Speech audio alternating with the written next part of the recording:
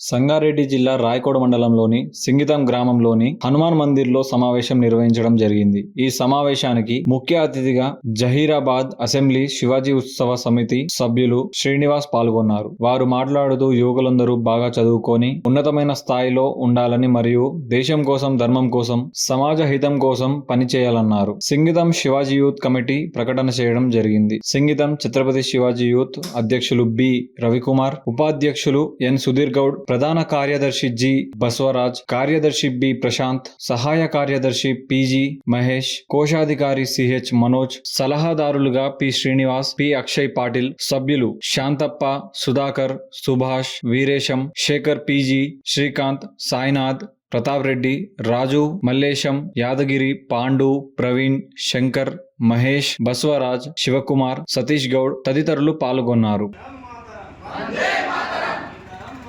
वंदे मातरम। भारत माता की जय। भारत माता की जय। जय जय माता। भारत माता। अपनी माता। भारत माता। जय जय माता। भारत माता। प्रधान कार्यदर्शिगा जी बसवराज,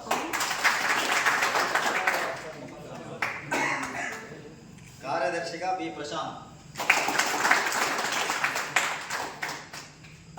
సహాయ కార్యదర్శిగా పిజి మహేష్, కోశాధికారిగా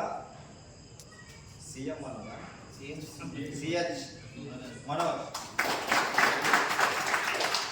తర్వాత